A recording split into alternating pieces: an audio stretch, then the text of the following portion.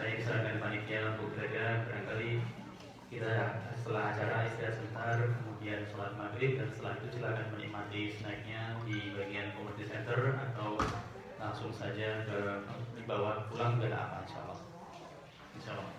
Baik, jadi tanpa untuk mempersingkat waktu, tanpa membuang waktu lagi, kita akan mulai insya Allah ya Pak Ustadz ya. Yakni sesi ketiga halaqah kita hari ini dengan tema sikap ketika mendapatkan tugas berat. Baik Pak Ustadz, silakan, waktu dan tempat kami persilakan.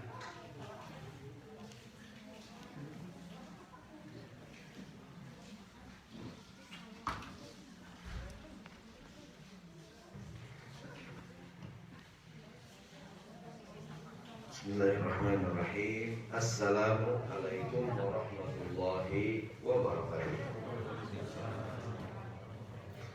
Alhamdulillahirabbil alamin, wassalatu wassalamu ala Rasulillah wa ala alihi wa sahbihi wa sallim ajmain wa ba'du. Yang saya hormati, yang saya cintai, yang saya muliakan, hadirin sekalian rahimakumullah, alhamdulillah kita bertemu lagi di sesi yang ketiga ini. Mudah-mudahan dari yang tadi pagi kita bicarakan, siang dan sore ini jadi bekal kita buat melanjutkan kehidupan kita sehari-hari. Kita akan belajar dari kisah Nabi Musa alaihissalam dan doa-doanya saat menghadapi tugas yang berat. Termasuk Nabi yang paling banyak diabadikan dalam Quran adalah Nabi Musa. Dari dia lahir sampai dia remaja, sampai di Nabi, sampai semua kisah dakwahnya diabadikan dalam Quran. Bahkan bisa dikatakan hampir semua surat ada cerita Nabi Musa gitu. Dan dari Nabi Musa kita belajar bagaimana sikap kita atau modal kita saat menghadapi tugas yang berat. Dan saya yakin tinggal di negeri sendiri berat, tinggal di orang jadi lebih berat, tantangan gitu. Apakah modal yang kita miliki saat memiliki tugas yang berat? Kita belajar dari doa-doa Nabi Musa alaihissalam saat beliau mendapatkan tugas yang berat yang datang dari Allah Subhanahu wa ta'ala. Baik, ketika mendapatkan tugas yang berat, yaitu tugas berdakwah kepada Fir'aun, ada beberapa hal yang diminta Nabi Musa. Beberapa hal yang diminta Nabi Musa menunjukkan bahwa seberat apapun tugas yang ada dihadapi, maka harus dihadapi dengan persiapan yang matang. Di antara beberapa perkara yang diminta Nabi Musa, yang pertama dia minta kelapangan dada. Yang kedua Nabi Musa minta diberikan kemudahan. Yang ketiga Nabi Musa modal saat menghadapi tugas yang berat minta agar diberikan kemampuan berkomunikasi yang baik. Karena kadang masalah kita itu hanya masalah komunikasi, jadi tidak pandai berkomunikasi yang baik atau miskomunikasi. Ya, tempat kita perlu Musa minta kawan, teman dalam perjalanan. Karena masalah yang berat tidak mungkin kita lakukan sendirian. Jadi mengembangkan Masjid Istiqlal ini kan tugas yang berat, tidak mungkin sendirian atau dalam hal apapun. Baik.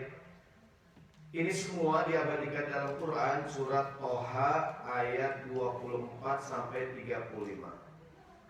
Bermula dari firman Allah Subhanahu wa taala, bismillahirrahmanirrahim, idhab ila fir'auna innahu tagha. Wahai Musa, pergilah engkau menghadap Fir'aun, beri peringatan dia sudah melampaui batas. Kok tugas yang berat? Nabi Muhammad yang bilang, kata Nabi, tugas di antara jihad yang paling utama adalah berani berkata benar di hadapan pemimpin yang zalim. Kata Nabi Muhammad, afdhalul jihadi kalimatu haqqin inda sultanin jahil. Termasuk perjuangan yang paling berat, berani berkata yang benar di hadapan pemimpin yang tidak benar.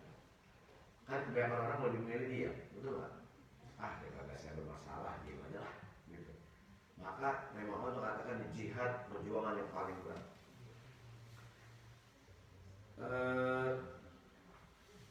Yang udah mulai ngantuk-ngantuk berat matanya boleh kakinya belajar, boleh goyang-goyang dikit ya. Boleh tangan diangkat dan sebagainya. Di Jakarta saya ngajar daerah Pancoran Jakarta Selatan, ngajar ibu-ibu. Ada ibu-ibu terus dia kalau ngaji selalu bawa permen Kopiko, satu kantong permen. Di selama ngaji baru mulai dikasih penat waktu ibu. Dengan ngantuk. Jadi selama ngaji belum gini. Jadi permennya habis, pengajian selesai. Dia kalau kagak datang, udah cari, mana nih kopiko, mana kopiko. Namanya ibu kopiko, selalu ngaji bawa permen lagi. Bagi satu itu. Baik, mendengar perintah yang berat ini, izhab ila fir'auna innahu togho. Wahai Musa, pergilah kau menghadap Fir'aun, dia melampaui batas. Langsung reaksi Musa, qala rabbi shrah li sadri wa yassir li amri wahlul 'uqdatam min lisani yafqahu qawli waj'al li waziran min ahli Haruna akhi ushdud bihi azri wa ashrikhu fi amri kay nusabbihaka katsiran wa nadhkuruka katsiran innaka kunta bina basiran. Ini persiapan Musa menghadapi tugas yang berat. Yang pertama, Musa berkata, qala rabbi shrah li sadri. Ya Allah, lapangkanlah dadaku. Sikap yang pertama saat menghadapi tugas yang berat, yaitu terimalah dengan dada yang lapang. Lapangan dada. Lapang dada. Orang bilang kalau dadanya lapang, berita yang berat jadi terasa lebih ringan. Gitu. Tugas yang berat jadi enteng, bukan enteng ya. Lebih mudah diterima kalau lapang dada. Ada orang dadanya sempit, ada nggak tuh? Masalah kecil jadi besar. Jangan masalah besar, yang kecil jadi besar. Tapi kalau orang lapang dada, nah, dia bisa menerima tugas dengan baik. Ini yang pertama di Nabi Musa, qala rabbi shrah li sadri. Ya Allah, lapangkanlah dadaku. Benar. Seperti anak muda yang akan melamar anak gadis, calon mertuanya galak. Ustaz, calon mertua saya galak, Ustaz, kumis melintang, baplak, bulu ketek keluar, berotot. Karena Ustaz, saya nggak ngerti baca doa Nabi Musa. Rabbi shrah li sadri wa yassir li. Kata mertua, emang gue Firaun ini. Ditolak tuh anaknya. Nah, nikmat ini, nikmat lapang dada sudah pernah Allah berikan kepada Nabi Muhammad. Alam nasyrah laka sadrak. Bukankah sudah aku lapangkan dada Muhammad? Nama nikmat insyirahus sadri, nikmat lapang dada. Kadang-kadang itu nikmat tuh, kita bisa menerima dengan baik. Sebuah keputusan, sebuah berita, ya kan? Rabbi shrah li sadri, lapangkan dadaku. Saya punya guru ngajarin, kalau kita punya masalah, karena sempit, tangan kanan, lari dada kita. Boleh semua ikut saya begini. Ya, kita baca sama-sama. Bismillahirrahmanirrahim. Alam nashrah laka sadrak wa wada'na anka wizrak alladhi anqadha zahrak wa rafa'na laka dhikrak fa inna ma'al usri yusra inna ma'al usri yusra idza faragta fansab wa ila rabbika farghab. Kita amalin. Kadang terasa kan kita kadang kalau sakit ya belum menerima sebuah berita lu gimana gitu ya, belum di lapangan ya, baca surat asyarah kan alam nasyrah laka sadrak. Ujung ayatnya fa inna ma'al usri, setiap kesulitan insya Allah akan datang kemudahan, dan sesungguhnya dalam setiap kesulitan akan datang kemudahan. Jadi sikap yang pertama, terimalah keputusan dan berita apapun dengan sikap lapang dada. Kadang-kadang yang bikin kita dada sempit ya, kita tuh kadang-kadang kalau punya masalah pengen ngomong ya nggak? Dia pernah ngomongnya kotor, ya nggak nih? Baca doa ya Allah, ini dikumpul keluarga ingin membicarakan warisan, ya nggak nih? Kan kadang bicara warisan masalah pelik, ya nggak? Yang ini mau begini, yang ini begini, bilang buka sebagai MC. Saudara sekalian, mari kita awali pertemuan kita dengan baca surat Al-Nasr supaya Allah lapangkan dada kita, supaya semua bisa menerima keputusan. Ya kan? Kan kadang-kadang orang nggak siap, ya nggak? Wah, jadi untuk memberikan lapangan dada, karena yang namanya solusi pasti tidak bisa menyenangkan semua orang, betul nggak? Ya kan? Supaya semuanya senang. Kata Imam Syafi'i, ridwan nasi ghayatun la tudrak. Membuat semua orang senang itu susah. Tujuan yang tidak mungkin kamu capai. Kalau keredoan Allah bisa kita kejar. Keredoan manusia, ya apapun kita lakukan kadang-kadang ada aja nggak setuju nih. Cerita orang Arab tuh, bapak sama anak naik keledai. Bapak naik keledai, bapaknya naik keledai, anaknya nuntut. Apa kata orang, ya Allah bapak tega banget, anaknya nuntut. Kata bapak, udah nak, ayah turun nak, kamu yang naik, anaknya naik, bapaknya nuntut. Apa kata orang? Anak gak tahu adab banget. Masa bapaknya jalan dia naik? Ya, naik berdua sini berdua. Orang ngomongin, bapak mana tega banget, kalau yang itu naikin berdua. Karena ya jangan naik ini, kita tuntut. Orang ngomong lagi, bapak mana belum banget, udah yang naikin. Karena kita gotong. Udah amat ya orang mau ngomong apaan gitu. Jadi kadang-kadang kalau nurutin omongan orang repotnya nih. Repot, ya enggak? Apapun yang kita ada aja orang yang komen. Ya enggak gitu. Jadi yang sudah baik untuk kita bismillahirrahmanirrahim. Seperti kita di Istiqlal, saya yakin mengurus rapat begini. Ya namanya orang komen ada nggak nih? Ya Allah sia-sia makan asinan dari yang lain.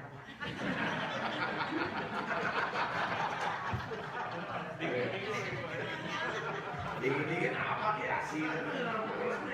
Yang bikin asinan begadang 3 hari. Itu gampang bikin asinan.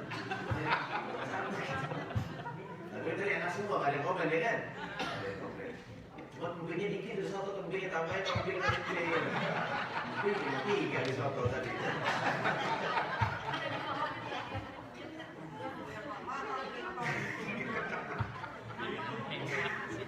Maksud saya, apapun yang kita lakukan, ada nggak orang komen? Ada. Kalau semua omongan kita turutin, repot gak nih? Repot. Dan emping cuma 3, amin 5. Emping banyak amat ini 5. 2 juga cukup. Ya nggak salah lagi lah itu. Yang penting panitia rapat, ya nih. Itu nanti emping berapa rapat emping tuh? Kan rapat ini ibu. Ini satu emping yang berapa ya? Survei. Kira-kira dengan ukuran mangkok kecil gitu berapa tuh emping? Jadi membuat semua orang setuju dengan yang kita lakukan susah mungkin. Kalau keridoan Allah bisa kita kejar. Kata Imam Syafi'i yang penting sudah dirapatin, didiskusikan, musyawarah, ketok palu, apain? Kerjain udah eksekusi. Ya, kecuali kita nggak rapat dulu gini. Karena dan terimalah semua dengan lapang dada. Jadi kalau kita rasa sempit, aduh harus begini, harus malam bersyukur agar lapang dada kita. Ini terapi ya, ya boleh percaya boleh enggak, ya kan? Boleh enggak kita jampi dengan Quran? Boleh. Dan Quran kita baca, kecuali ibu baca bul gambar gambul. Bul FNB, bul. Tapi enggak boleh. Tapi baca Quran boleh enggak? Bebas. Kayak orang lagi ngurut, baca selawat aja lagi ngurut nih. Allahumma sholli ala sayyidina. Boleh, yang penting dibaca jelas. Kecuali dibaca nggak jelas, jampi-jampinya. Makan dia, baru nggak boleh. Baik, sambung. Jadi yang pertama yang diminta Nabi Musa adalah lapang dada yang lapang. Rabbi syrahli sadri, lapang dada. Yang kedua yang diminta Nabi Musa alaihissalam, ceramah jangan lama-lama, takut kopi dulu dan jamai. Jadi yang kedua yang diminta Nabi Musa, wa yassirli, mudahkanlah urusanku. Jadi ketika punya tugas yang berat, minta kepada Allah agar diberikan kemudahan. Gimana caranya? Yang pertama doa. Ustaz, apa doa agar diberikan kemudahan? Ya ada doa ini, wa yassirli amri, wa yassirli, punya tugas ya Allah, mudahkan urusan. Atau doa yang sering kita baca nih. Mohon maaf. Bismillahirrahmanirrahim. Allahumma la sahla illa ma ja'altahu sahla wa anta taj'alul hazna idza syi'ta sahla. Allahumma la sahla illa ma ja'altahu sahla wa anta taj'alul hazna idza syi'ta sahla. Ya Allah, tidak ada yang mudah kecuali yang Engkau bikin mudah. Dengan izin-Mu ya Allah, segala yang sulit berubah jadi mudah. Mungkin nggak kita segera membangun masjid di belakang? Mungkin. Minta sama Allah diberikan kemudahan. Kita ya Allah, kami punya niat baik, ingin bikin masjid ini yang mungkin lebih memadai segala macam. Minta sama Allah. Ya kan, doa Allahumma la sahla illa ma ja'altahu sahla wa anta taj'alul hazna idza syi'ta. Ya Allah, tidak ada yang kemudahan kecuali Engkau yang bikin mudah ya Allah. Dengan izin-Mu yang segala yang susah bisa berubah jadi mudah. Minta sama Allah.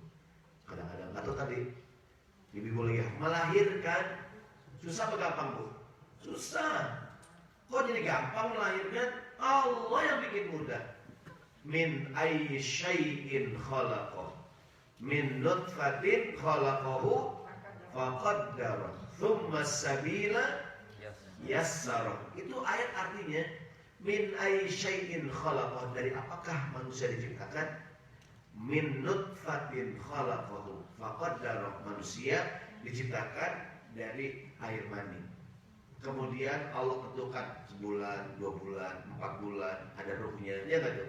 Kemudian 5 bulan, sikas kita 9 bulan. Udah 9 bulan siap apa ini? Siap keluar. Allah katakan tsumma sabila yassar, dan jalan keluar itu bayi dari perut ibunya yassarahu, kami mudahkan. Bayangkan, ada nggak bayi 3 kilo? Ada nggak bayi 4 kilo? Tuh Samson anak Betawi 6 kilo. Kalau Benyamin tuh pas lahir bulu ketek ketunggu. Kalau Samson anak Betawi itu ya.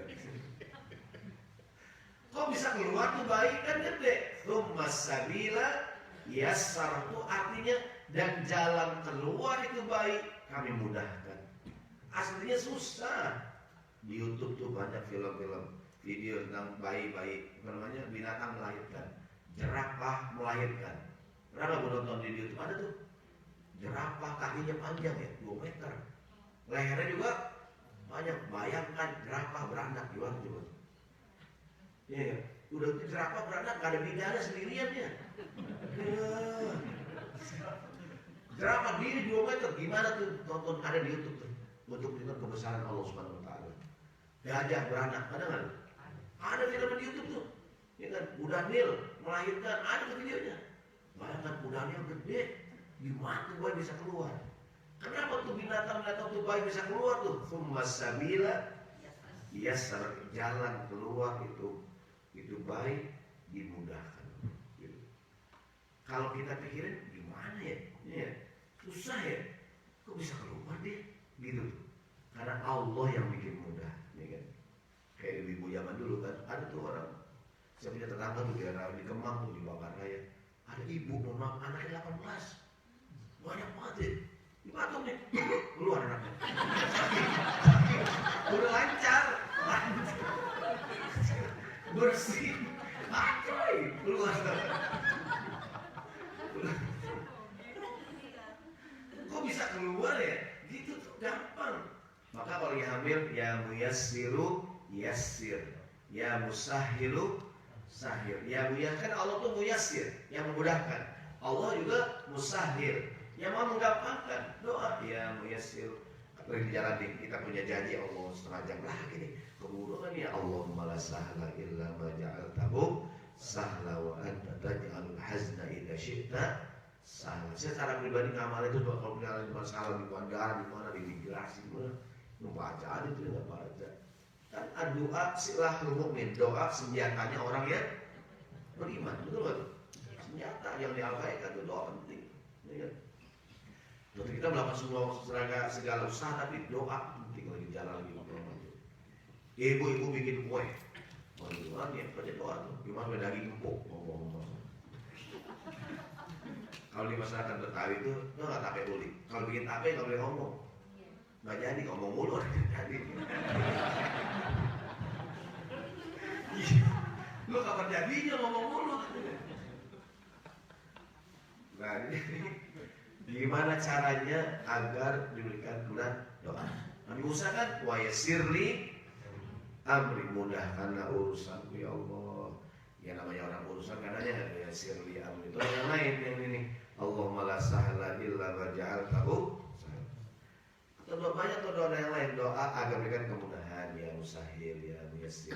Cara yang kedua agar diberikan kemudahan, caranya mudahkan urusan orang, nanti urusan kita akan dimudahkan Allah. Nabi yang bilang man yassara ala mu'sirin yassarahullahu alaihi fid dunya wal akhirah. Siapa orang yang suka memudahkan urusan saudaranya, urusan dia akan dimudahkan. Berarti lawannya yang suka nyusahin orang susah juga urusan. Bapak-bapak sebagai suami jangan suka nyusahin istrinya. Amin ya Allah. Suami saya Pak Ustaz kalau makan susah banget kan. Nah, gara-gara sering nonton acara Master Chef di TV. Dia mah tingkat kematangan nasi diukur Ustaz. 70% repot banget Ustaz. Nasi lembek dia nggak makan, keras sedikit nggak makan, repot Ustaz. Ada ibu aja cerita kalau suami saya gampang, kalau suami saya Ustaz lembek dia makan, keras dia makan. Kadang-kadang masih beras dia makan terus. Ibu suaminya ayam ya. Enggak ada orang yang gampangan Ustaz. Para istri mudahkanlah urusan dengan suaminya. Kita mudahkan urusan. Orang bilang hidup udah susah, jangan dibikin susah. Mudahkan orang. Kenapa sih orang mesti di karantina 14 hari? Mudahin. Jadi mudahkan urusan orang, mudahkan. Tentu dalam koridor, ya tadi. Bukan digampang-gampangin ya. Tapi dalam koridor, kalau memang bisa dipermudah, kenapa dia sulit? Urusan beragam aplikasi ya kan? Bisnis itu memudahkan. Orang senang kalau kita bisnis prinsipnya memudahkan. Gitu, memudahkan urusan. Siapapun kita jadi ustad, jangan nyusahin jamaah, ceramah jangan lama-lama. Ya. Sholat khutbah Jumat, kadang-kadang ada nggak kelamaan tuh? Di tanah air tuh ada khutbah Allah, hadirin sidang Jumat orang yang makmur. Khutbah kita judulnya 30 sifat seorang muslim. Nah, kelamaan ya kan? Jamaah juga hidup melek. Yang ke-7 tidur lagi. Kalau dia melek, yang ke-12 kapan lagi? Jamaah kodok, amin. Kan amin terus sama amin ledek lainnya kan? Amin. Siapapun kita jangan usahain orang. Ya, siapa jadi ustaz, jadi imam jangan lama-lama. Ada imam sujud lama banget, sujud. Kita bangun belum? Belum lagi. Belum tidur, ya tidur imam. Ya. Siapapun kita lah, ibu sebagai kita nih. Jadi mertua jangan nyusahin menantunya. Ya enggak? Jadi orang tua, semoga kita jadi orang tidak menyusahkan anak kita. Ya enggak? Ya. Dan anak kita juga jadi anak jangan nyusahin orang tuanya. Jadi suami ini pulang kerja, ada suami nyuruh istriku beli kering. Makok. Selok. Sama istri tak piring digotong mas. Kamu ngambek deh, ngambek bukan capek mas. Maksud tidak cinta lagi padaku. Bukan cinta, kamu capek mas, capek. Ya. Jangan nyusahin. Kata Sayyidina Umar, la yakun hubbuka talafan, janganlah cintamu menyusahkan. Kalau cinta jangan nyusahin, minta jemput mulu, telepon mulu, jangan. Cinta tuh jangan menyusahkan. Kata oleh-oleh mulu, mas tak pulang kerja beliin aku ini ya. Nah, jangan. Mas tolong ini cinta tuh memudahkan. Amin. Dari aku ini masalah di rumah. Istri saya taat, ya Allah taat. Dia kalau belanja nawar tega banget kan. Ada tuh kan berapa nih mas baju 100.000, 15 ya bang. Wah, suami malu suami dengerin itu. Karena suami pun di mobil aja aku malu. Ibu tuh ketahui suami malu bu kalau nawar tega banget. Kadang-kadang nggak tahu di Amerika nggak nawar ya. Di Amerika nawar ya. Kadang-kadang. Nah, wah tega banget, jadi 15 kan jauh banget tuh. Yang dagang nangis sampai. Mudahkan urusan orang, jangan suka mempersulit. Ya nggak tuh? Mudahkan. Kalau kita suka memudahkan, insya Allah urusan kita juga. sebaik-baik perempuan yang maharnya mudah. Bukan murah ya, mudah. Kan kalau murah malah tergantung. Kalau mau terus suami orang kaya kan gak apa-apa. Yang penting gampang gitu. Ini saya mau maharnya bumi semacam. Wah, dari mana nih kamu masuk ke kebun binatang, mendak-mendak, gunting, kan mati tahun nyawa. Mungkin sih murah ya, cuman kan susah gitu. Gitu. Nggak, orang sekarang tuh nikah macam-macam maharnya ya nggak? Orang sekarang maunya koin zaman dahulu. Gimana nyarinya itu tuh? Ngorek-ngorek di kamar tuh, ratusan. Pokoknya prinsipnya memudahkan. Siapa orang yang suka memudahkan, maka dia akan dimudahkan. Memudahkan, dimudahkan. Maka mudah-mudahan kita di masjid Istiqlal kan memudahkan jemaah. Begini. Orang Betawi itu kalau dagang dia memudahkan. Orang beli satu dikasih, orang beli dua, orang lewat dikasih, orang lewat dikasih. Terus dikasih orang lewat terus dikasih. Orang lewat doang terus dikasih.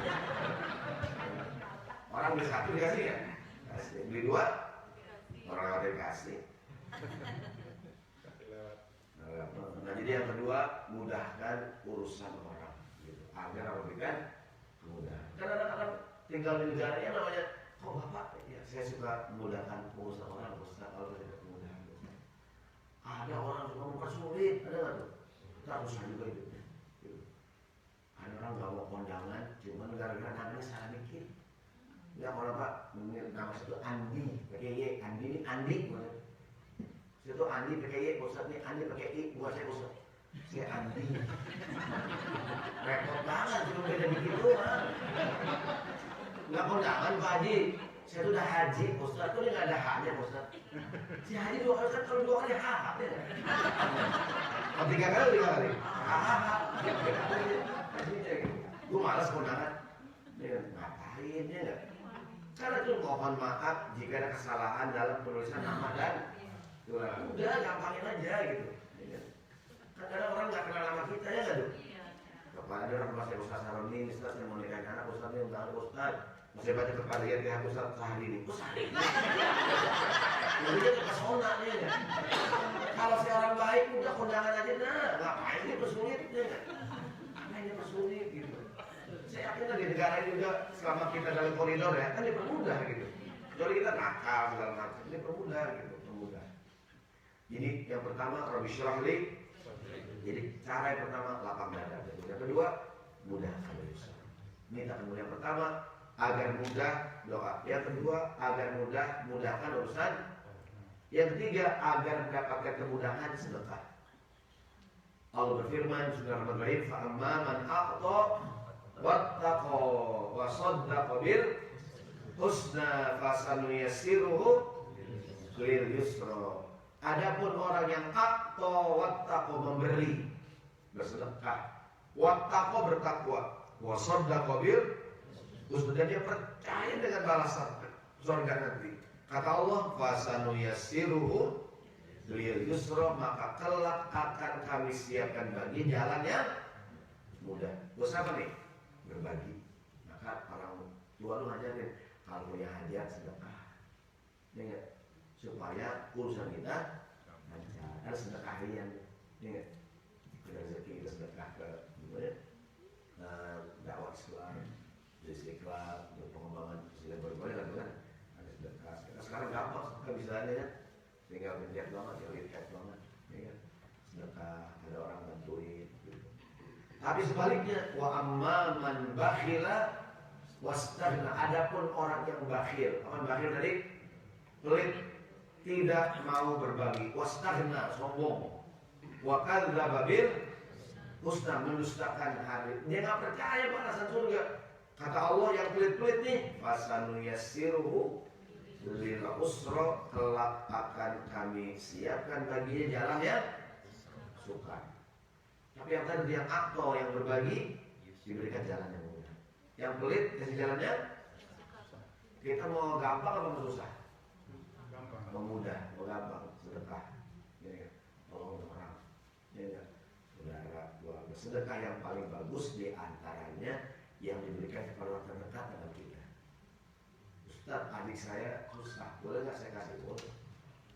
Zakat kita boleh kita berikan kepada orang yang bukan tanggungan kita. Istri tanggungan suami bukan? Maka nggak boleh zakat istri, nggak boleh. Anak tanggungan orang tua bukan? Maka zakat nggak boleh buat anak. Orang tua tanggungan anak bukan? Maka zakat nggak boleh buat orang tua. Tapi kalau saudara, saya punya adik, apakah dia tanggungan saya? Bukan secara hukum. Maka kakak boleh zakat kepada adiknya kalau dia rusak. Walaupun nggak bisa diucapkan. Ini zakat itu perlu susahnya lo. Ini zakat ya, zakatnya. Zakat. Dia sedih nggak usah bilang dah. Kasih aja nih ada amplop mau pulang. Masih buka kosong. Kosong kan? Lu nggak bilang duit. Lalu aja GR. Dia kata gue bilang amplop nih. Ada amplop mau pulang gitu. Lu bilang duit, terus nggak bilang. Lalu aja GR. Kata anak hancur kalau bodoh. Suami tanggungan istri bukan? Bukan. Maka istri boleh zakat buat suaminya. Mungkin istrinya punya usaha mengalami kemajuan, suaminya lagi nganggur. Nah sekarang mungkin gara-gara COVID suaminya pemutusan hubungan kerja, PHK-nya gitu. Nganggur, istrinya usaha mengalami kemajuan. Istri pedagang pinggir jalan karena maju ke tengah jalan udah benar kemajuan.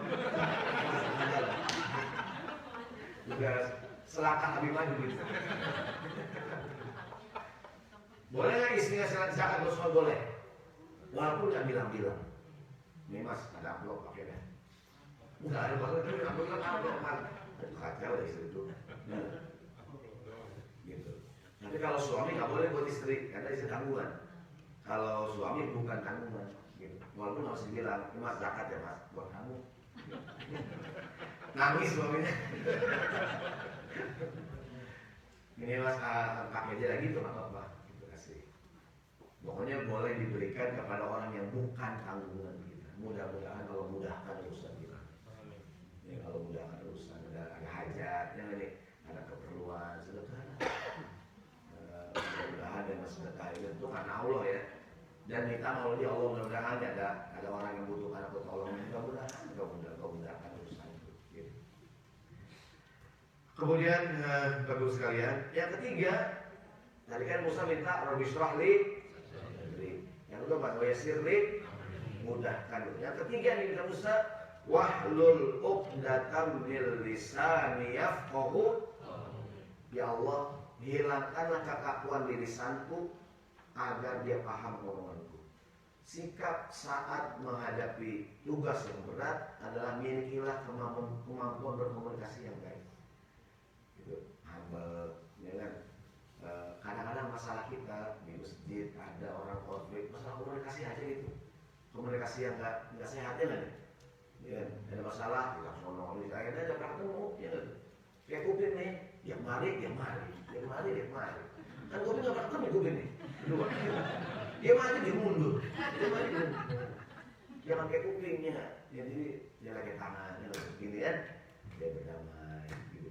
Jadi masalah kita seringnya adalah masalah komunikasi. Maka ada yang bilang zaman sekarang komunikasi hal yang penting ya. Pandai berkomunikasi, menyenangkan orang lain. Ya. Jadi sesuatu yang bagus juga kalau caranya nggak bagus orang nggak terima. Pak mundurin pak, ini pak lihat tangkap pak, tangkap. Mundurin juga nggak boleh tangkap, sundul ya pak. Ini walaupun dikasih durian mahal, tapi kalau disuruh sundul orang dia rusak. Walaupun cuma apa namanya mungkin walaupun singkong mahal ya, singkong yang katanya murah, kalau dihadirkan dengan cara yang mewah jadi mahal ya. Bagaimana mengemas dan mengkomunikasikan dengan baik. Problem dakwah kita adalah problem komunikasi. Bagaimana bisa menyampaikan doakan saya semoga saya pulang ke tanah saya akan belajar bahasa Inggris yang lancar ya. Tahun depan semoga diulang lagi amin. Jadi problem kita problem komunikasi gitu. Jadi kadang orang salah paham maksud kita gitu. Padahal apapun politikus dalam dunia bisnis dalam bidang apapun tuh kemampuan berkomunikasi. Ya kan? Kadang orang cuma salah ngerti, salah paham pada dalam komunikasi. Batu itu bahasa Arabnya hajar aswad ya, batu. Orang Indonesia yang driver di Saudi ada batu gede, kata orang Arab hajar di kamar mereka. Maksud Arab ada batu. Supir baru hajar ya hajar tidak ada batu di depan. Ini baru datang supir bekerja hajar aja dia hancur tuh mobil dipulangin ke Indonesia baru kerja sehari. Jadi banyak masalah kita masalah komunikasi yang gak lancar. Maka Nabi Musa tuh dia punya problem komunikasi. Nah itu ada orang Indonesia ada berkawin ke Amerika, dia bahasa Inggris, dia udah di Amerika hari pertama ada orang kawin kan. Dia ada apa tuh? Kata orang Amerika, I don't know. Hari kedua, orang meninggal. Ada apa tuh? I don't know. Bilang, kesian banget, I don't know. Baru kemarin nikah, sekarang meninggal.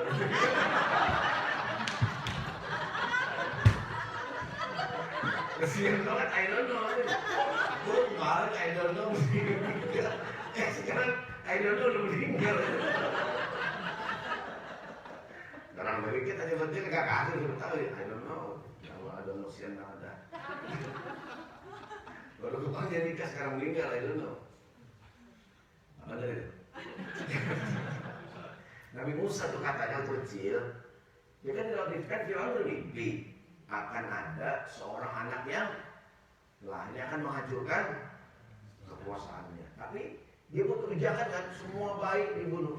Ini dia ketemu Musa di sungai, malah diapain?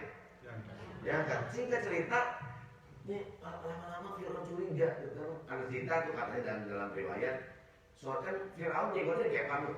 Fir'aun jenggotnya apa Musa tarik gitu. Kata Fir'aun ngomong dan anak sopan gitu. Jangan-jangan dia nih anaknya. Kata istrinya bukan bang, dia kagak ngerti, masih kecilnya anak. Oke dites, kasih turunnya makanan satu piring, bara api sepiring. Kalau dia udah ngerti pasti ngambil makanan. Allah takdirkan Musa ngambil apaan? Bara api sehingga dimakan lidahnya jadi cacat, cacat. Maka Musa tidak punya kemampuan berpikir, ngomongnya nggak jelas. Bentar dia kenapa ngajak Harun? Harun itu kata Musa, afsahu, Harun lebih fasih dibandingkan saya. Ada yang mengatakan demikian. Intinya Musa punya problem komunikasi. Maka tadi minta Harun sebagai juru bicaranya gitu. Jadi kadang-kadang komunikasi penting. Dia bilang wahlul uqdatam min lisani yafqahu, agar dia paham omonganku, hilangkan kekakuan di lisanku agar dia paham omonganku. Nah, saya lupa ada cerita tuh orang salah komunikasi. Ini saya pernah ada ustaz dapat undangan, ada yang ngetes gitu kan, ada yang ngetes ustaz dari seorang ibu. Ustaz, bisakah mengisi hati ini? Akhirnya, maaf ya, saya bicara sama istri saya gitu. Sekarang juga Ustaz, emang nggak bisa tunggu sebentar. Maaf Ustaz, hari ini Ustaz bukan dia hari mengisi hari ini dia, nulis hati ini nulis bersama. Ustaznya baper, GR. Bisa nggak Ustaz mengisi hati ini? Saya mengizin istri istri saya kan. Sekarang Ustaz sekarang juga, nggak bisa nunggu besok neng. Maaf Ustaz sekarang nulis hari ini Ustaz. Bahaya juga tuh buat hati komunikasi. Saya kadang kalau ngajar di tanah air suka bikin buku fotokopian ya. Satu hari fotokopian itu ada sisanya. Ibu-ibu kirim saya, Ustaz tadi sisa fotokopian saya bawa pulang ya, sayang. Ya dulu tuh sayang gitu. Dulu sayang anak kecil itu. Ustaz saya bawa pulang ya, sayang. Saya bilang iya sayang. Terus saya iya sayang. Maaf Ustaz saya sayang kacau banget dunia. Kan orang sekarang nulis sayang sekali itu pakai hidungnya kan, dua kecil dan ketik rambutnya dia. Dan saya itu saya baca, oh sayang, iya bu sayang. Ustaz saya sayang, iya bu sayang. Kacau dunia persilakan. Jadi kadang masalah kita masalah komunikasi ya, komunikasi. Maka Nabi Musa bilang, hilangkan kekakuan di lisanku agar mereka paham omonganku. Jadi kalau kita punya tugas berat tuh kemampuan berkomunikasi. Kadang orang mau beli produk kita, ini ya, karena salesnya kan pintar, ya nggak tuh? Atau orang mau kasih donasi karena ngomongnya juga pintar gitu. Kemampuan berkomunikasi.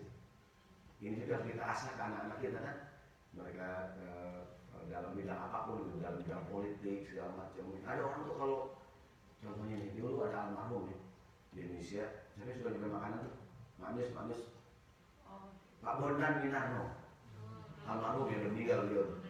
Pak Bondan, dia punya kemampuan berkomunikasi. Dia kalau nyobain makanan nih, dia makan kita ngiler.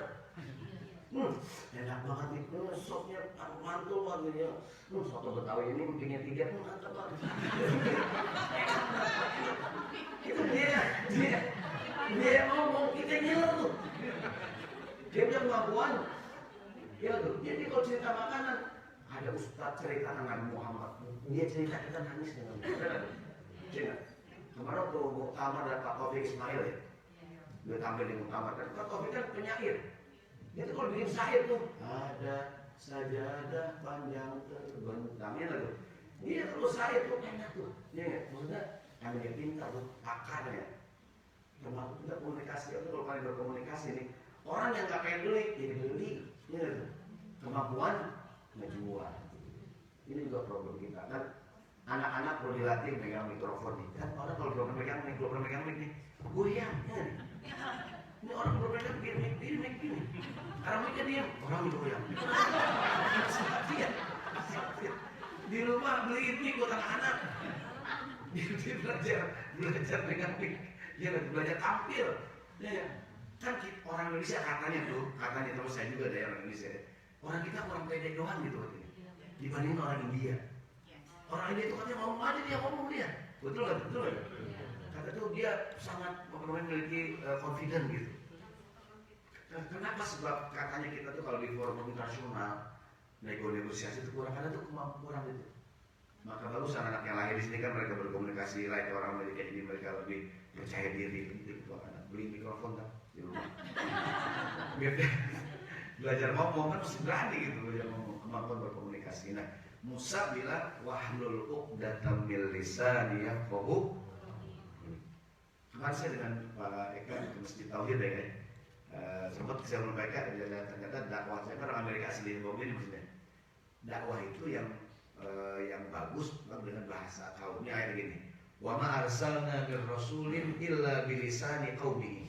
Kami tidak mengutus seorang rasul pun melainkan dengan bahasa kaumnya. Pengertian bahasa di sini tidak hanya bahasa verbal, tapi budaya, kebiasaan. Berdakwah di Amerika dengan cara pendekatan orang Amerika gitu. Maksudnya kan orang berbeda-beda dia kan. Ada orang mungkin orang Somalia begini, orang Saudi begini, orang Indonesia katanya ramah ya. Orang Indonesia kan gampang akrab orang kita. Orang Indonesia ketemu sekali kenalan. Kedua kedua pinjam duit.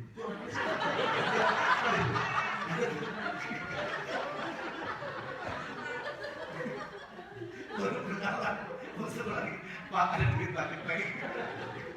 Teman-teman baru kenalan gua, belum pinjam duit aja tuh orang.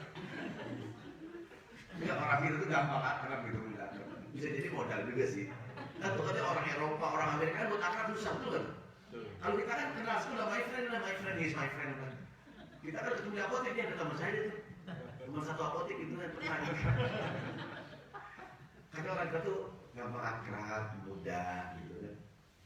Tapi tadi soto enak banget soto Betawi, Pak Cimomeng ya. Ngintip dia gini, siapa sih ngomong itu soto tadi soto dulu.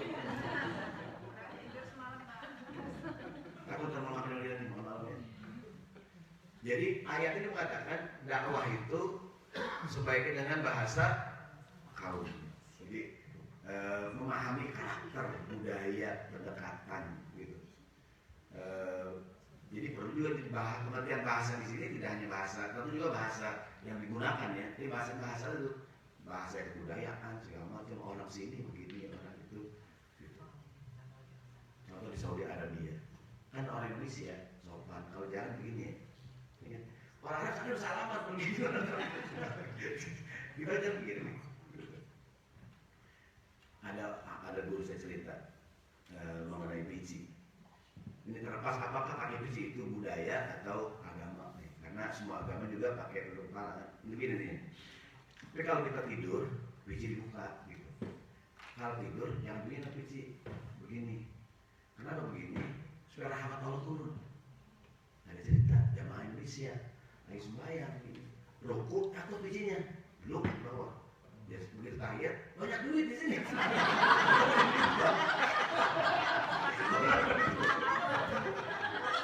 Bisa kan? Orang lewat ngasih 5 real, nggak boleh juga. Nggak sengaja ngasih duit. Apa itu? Jadi problem kita adalah komunikasi. Maka kan orang tuh diajar tuh bagaimana cara mendekatannya lah tuh. Gini kalau ngomong begini, kalau ngomong begini, kalau ngomong begini, intinya komunikasi. Ummul Mukminin Aisyah, istri Nabi bercerita, Nabi Muhammad itu sallallahu alaihi wasallam kana kalamu Rasulillahi kalaman faslan yafhamu kullaman yasma'u. Nabi Muhammad kalau bicara itu ada kelas-kelasnya, ada titik komanya gitu. Kan faslun itu kelas sebenarnya. Artinya ada titiknya, ada jelas gitu. Semua yang mendengar paham omongan beliau. Gitu. Karena Muhammad tuh kalau bicara tidak panjang-panjang. Khairul kalami ma qalla wa dar. Sebagai omongan yang sedikit tapi jadi dalil. Kalau ngomong panjang-panjang orang kagak ngerti gitu apaan. Jadi katanya orang yang cerdas adalah orang yang bisa meringkas satu materi secara singkat. Tantangan hari ini adalah tantangan dakwah, bagaimana kita bisa membuat konten dakwah menjadi konten virtual. Bagaimana 1 menit orang nonton video dan orang dapat ilmu. Di Instagram 1 menit, TikTok 30 detik. Dulu nih. Bagaimana kita bisa menyampaikan pesan dakwah hanya dalam waktu 30 detik. Dan pesan yang paling gampang dicerna, paling gampang diterima, pesan melalui handphone. Gak semua orang hadir di masjid, betul nggak? Gak semua orang. Tapi kalau kita bikin konten dakwah yang singkat, istiqlal nih, banyak anak-anak kita kan, suruh bikin konten dakwah ya pesan-pesan singkat, nggak usah 1 menit, 30 detik. Keutamaan sholat duha, apalah ya kan, hal-hal yang sederhana, 30 detik, gitu ya, itu tantangan. Bagaimana menyampaikan pesan-pesan. Nah sekarang pas setelah pandemi COVID-19 tantangan semua serba online sekarang kan, serba virtual termasuk pengajian gitu. Dan itu saya pikir juga membuka peluang gitu sekarang kan. Gini, sekarang semua orang bisa punya channel YouTube, semua orang bisa channel TV, ya kan? Semua orang bisa punya akun apapun. Maka apa itu konten is king gitu kan, yang berkuasa konten. Yang bersaing adalah konten. Bagaimana juga dakwah ini bisa menghadirkan konten dakwah secara virtual, pesan-pesan singkat gitu. Jadi begitu orang buka handphone kan ada pesan agama. Ya sekedar video 1 menit, 30 detik gitu. Karena orang katanya kalau udah 2 menit, 3 menit harus buka. Ya kan orang buang waktu gitu, semua orang nggak tertarik, cuma sebentar gitu. Semakin singkat, semakin orang lu bikin konten lu. Assalamualaikum warahmatullahi wabarakatuh. Waalaikumsalam. Assalamualaikum. Bilang apaan sih ya? Assalamualaikum. Orang bingung jangan apa lagi. Berikutnya lagi kata Aisyah, Nabi Muhammad SAW kalau beliau bicara Nabi sering mengulang-ulang. Kan kadang-kadang fabi ayyi ala'i rabbikum tukadziban. Itu berapa kali itu? 31 kali. Fabi ayyi ala'i rabbikum tukadziban. Fa inna ma'al usri yusra. Inna ma'al usri. Kenapa diulang? Pengulangan menunjukkan penting gitu. Jadi kadang-kadang pesan itu 3 kali. Nabi kalau bicara kata Aisyah karena diulang 3 kali. Pernah Nabi ya Muaz gitu. Boleh kita pakai. Bapak nanya, ibu nanya bapak dari mana mas? Dari masjid. Ngapain mas masjid? Ngaji. Ada isi bahasa Arab suami saya.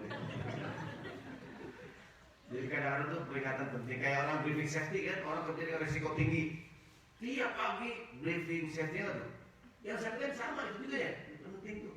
Fadzakir fa inna dzikra tanpa kasih peringatan. Peringatan itu penting.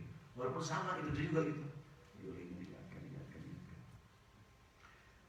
Berikutnya, ini yang pertama ini tentang kemampuan berkomunikasi. Ada ungkapan likul lima komin makol. Setiap tempat ada bicaranya masing-masing.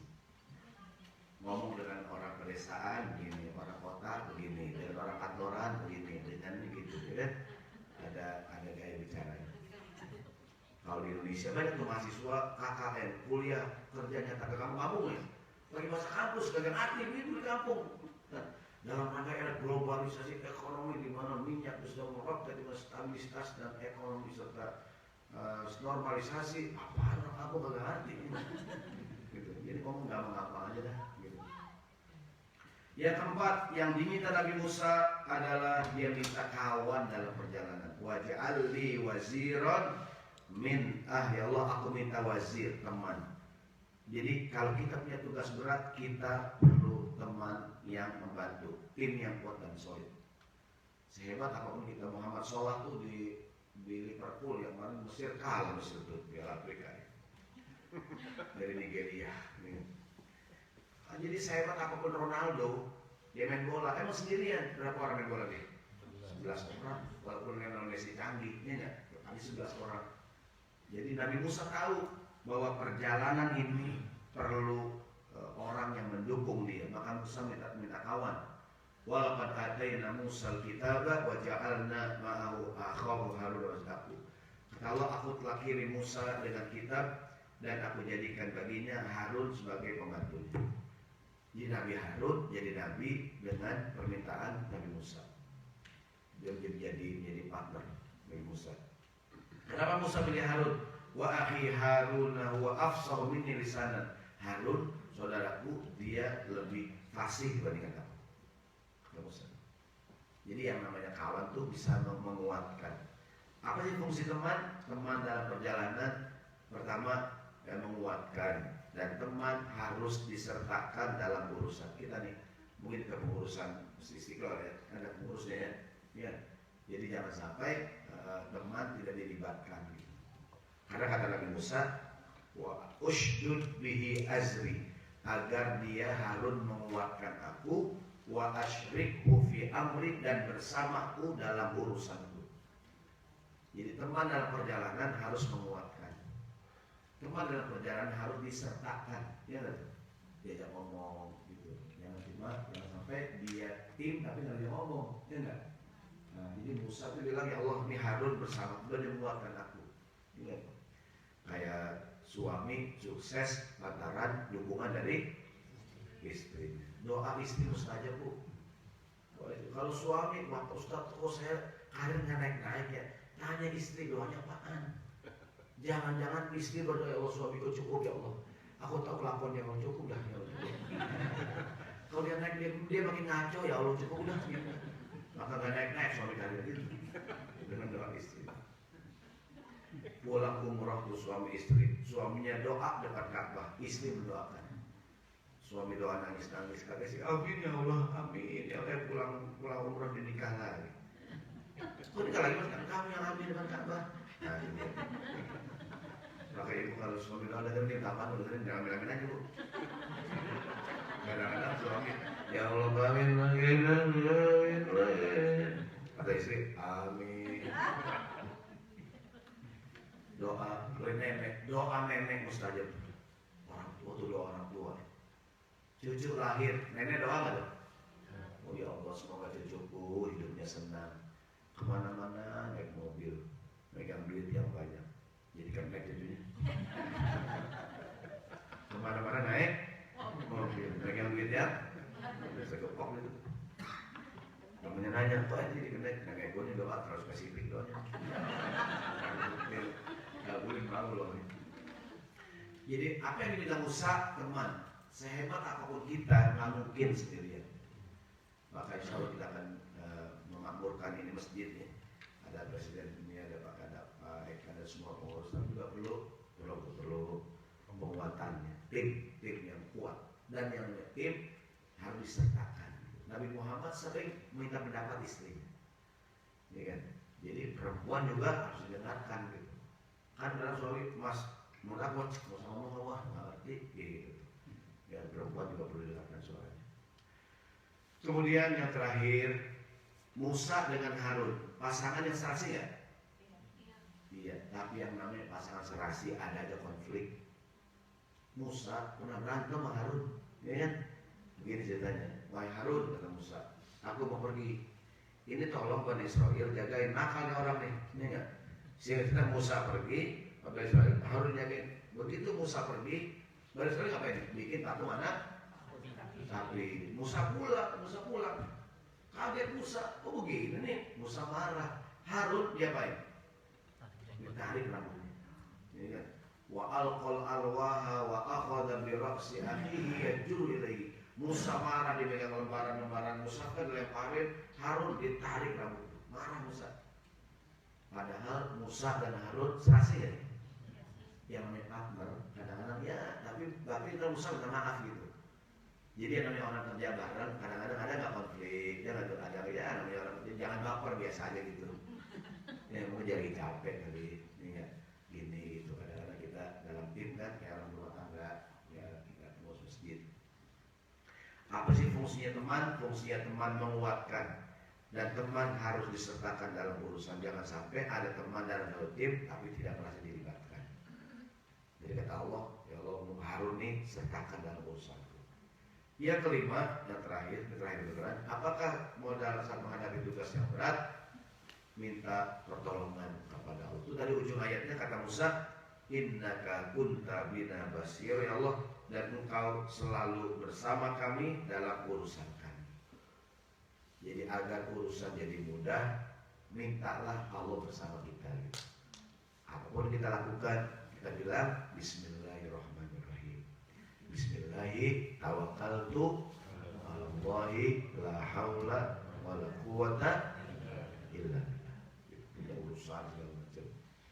Ingat, mulakan dengan Bismillah, sudahi dengan Alhamdulillah.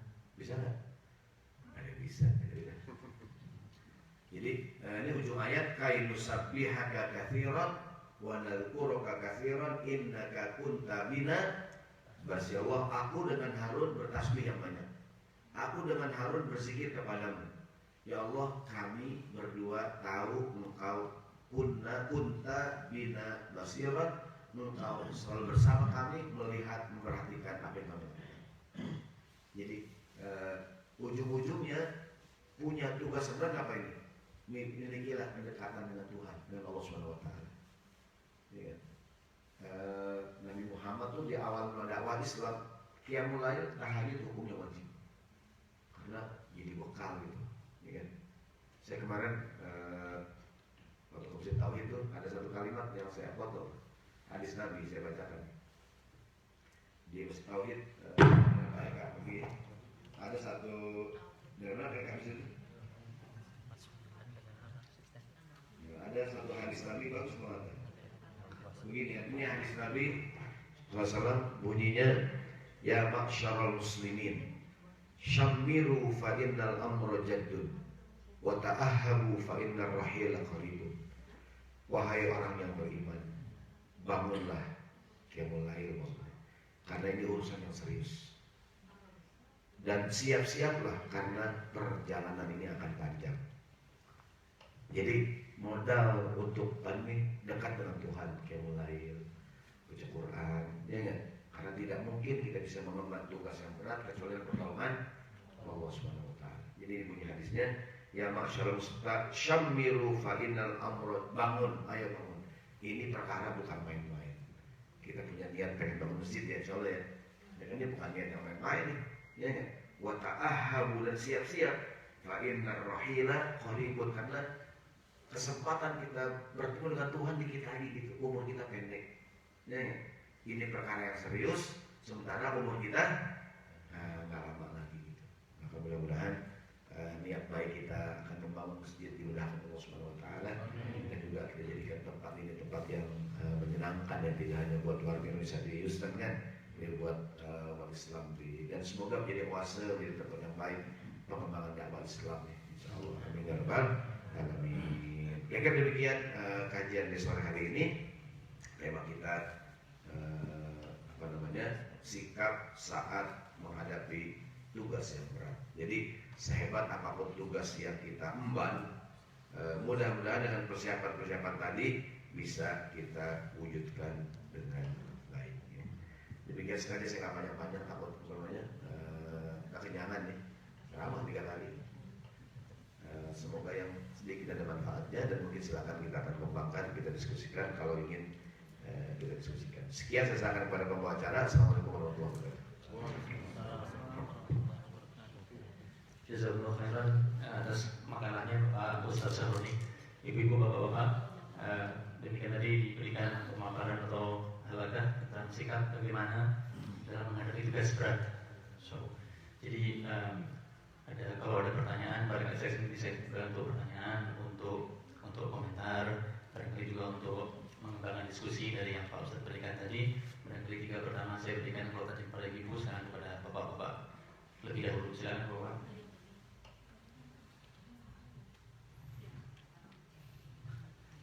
Jadi yang saya capture tadi ada 4 masalah utama. Yang pertama yakni memohonkan Allah agar memberikan kita hati yang lapang. Itu yang pertama. Dan kedua itu memudahkan urusan orang sehingga urusan kita lebih mudah.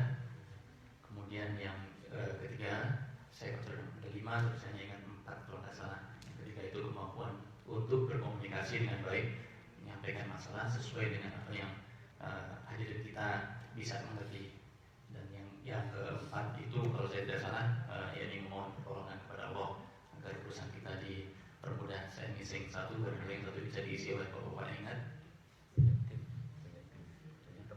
Betul, baik, punya tim yang saling mendukung.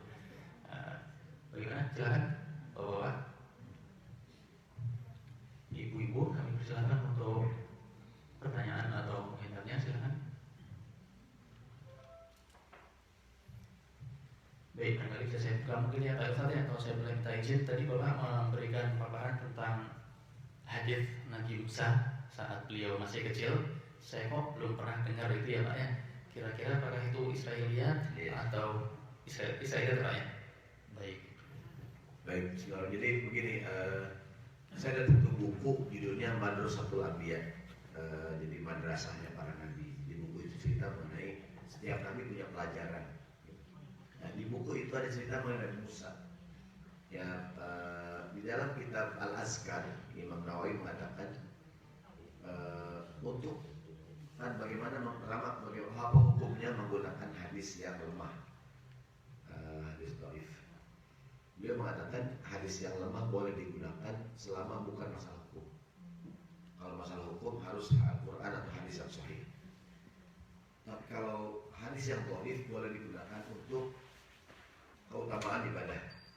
Jadi barang siapa yang rajin baca Quran maka begini-begini. Selama bukan hadis yang palsu ya. Gitu. Kan hadis itu lemah bukan karena teksnya, bukan karena kontennya, karena urutan perawinya. Gitu. Yang kedua juga boleh digunakan di dalam masalah penyempurnaan sebuah cerita.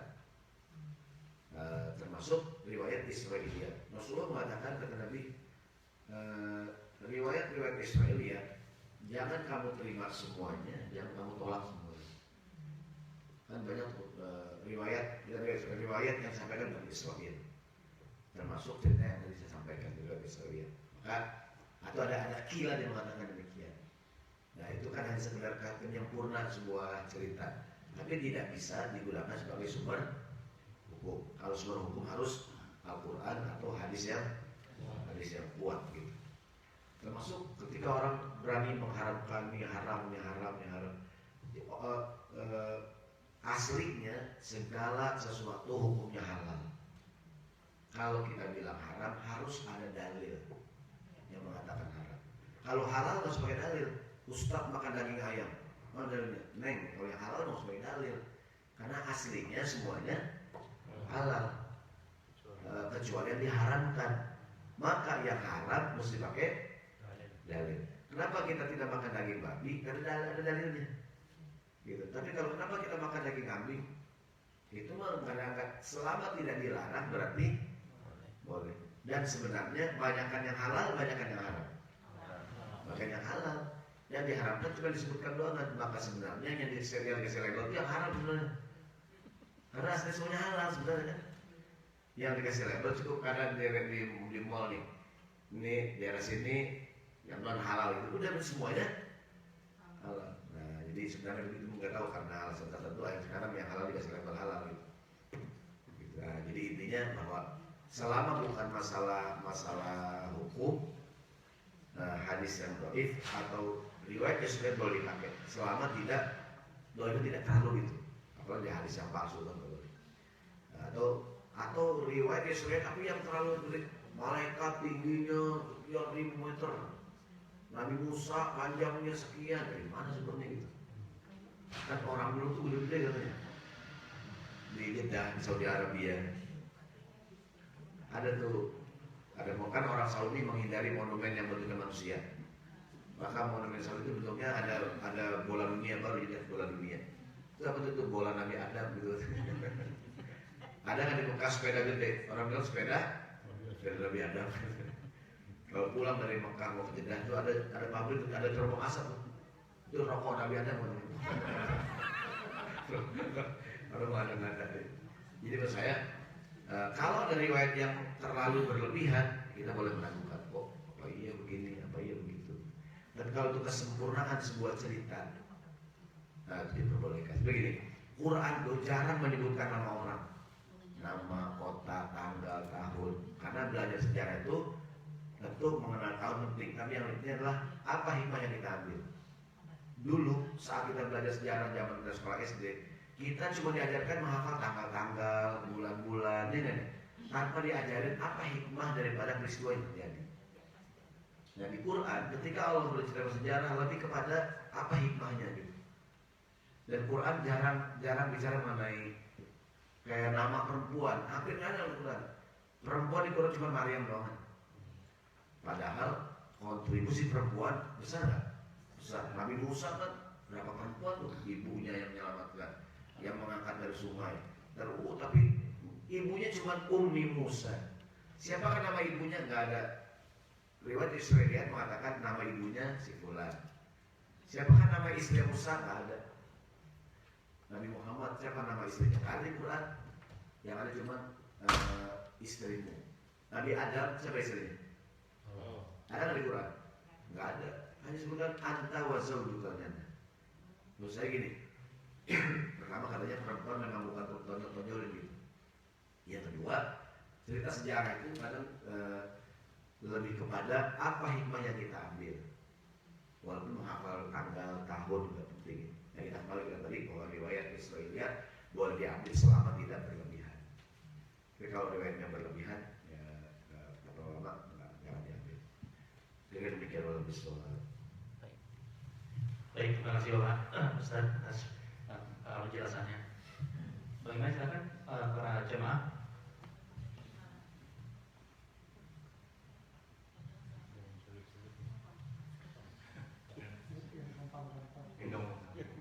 Terima kasih.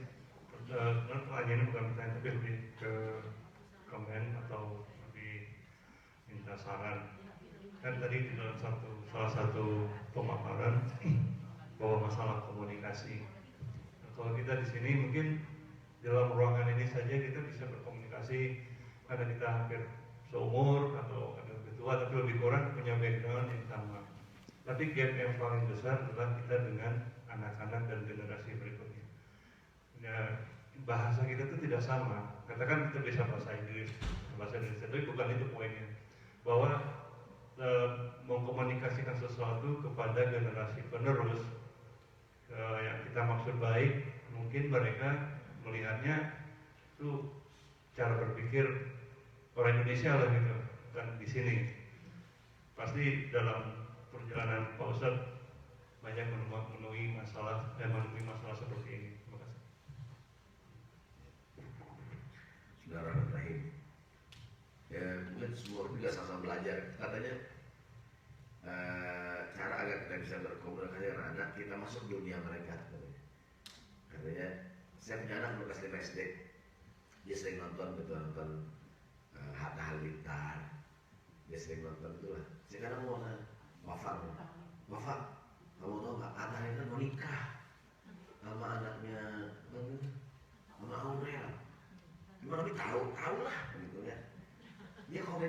dia wah tahu juga nih anak menikah sama Aurel gitu kan, contohnya gitu ya. Jadi saya kadang tebak-tebakan sama anak saya nggak nyambung, kamu tahu nggak? Saya bilang tukang apa? Kalau dipanggil nengok ke belakang. Tukang apa ya? Bilang tukang pagar, kan yang udah tukang pagar tuh. Pagar apaan Bi? Susah kan dia kan beda generasi sama saya gini. Jadi bukan mengajak mereka masuk dunia kita, tapi kita yang masuk dalam dunia mereka gitu katanya.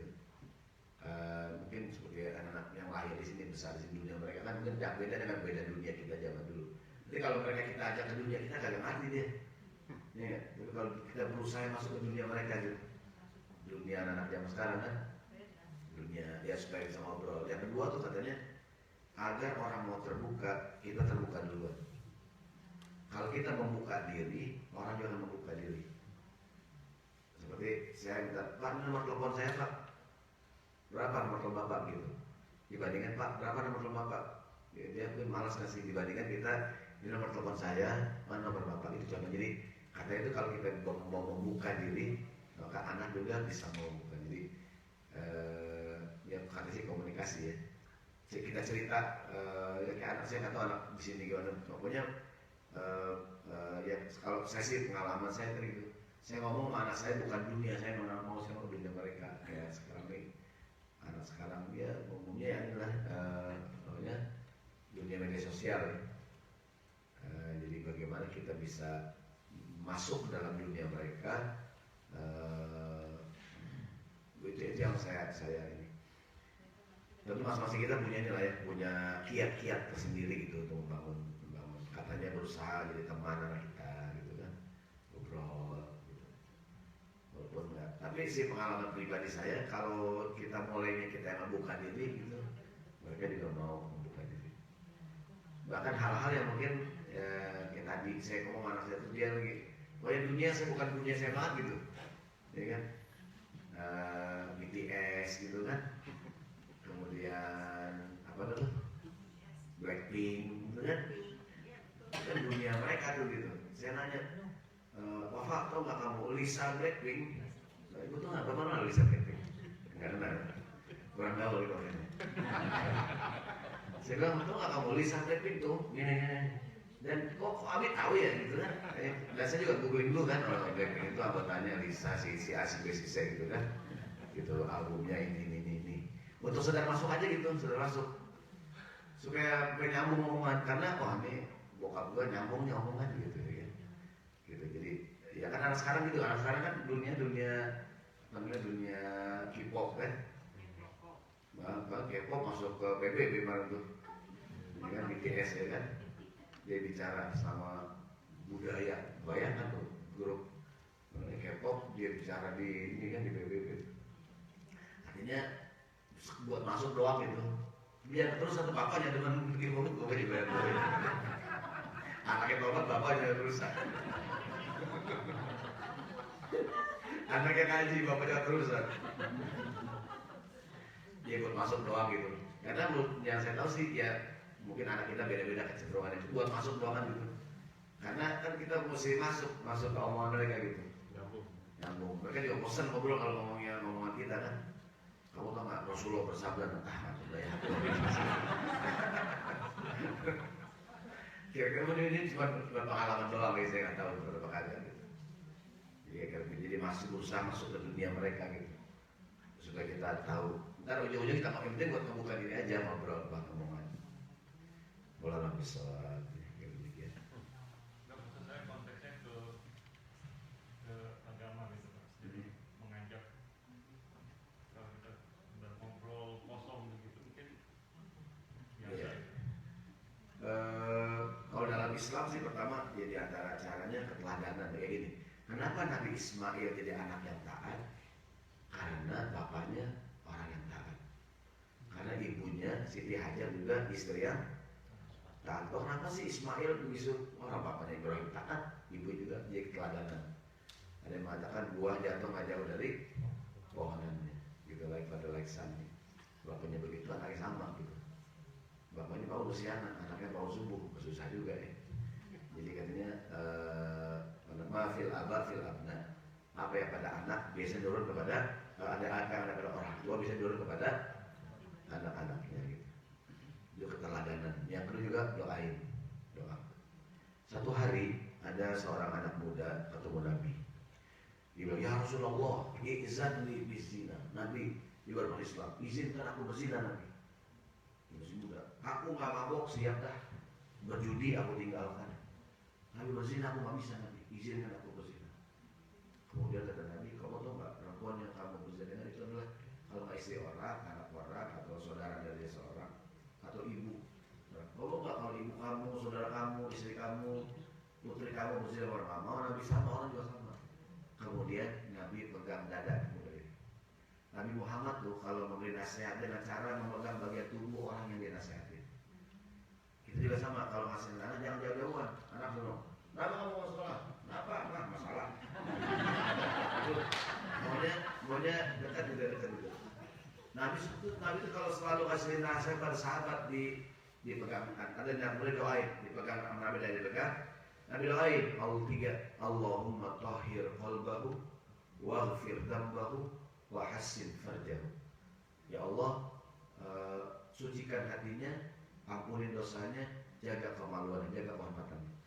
Kata anak muda, sejak didoakan Nabi, tidak ada yang paling aku benci kecuali berzina. 3 doanya itu. Terus saya DM saya Saharoni Mardani, terus saya komen insyaallah.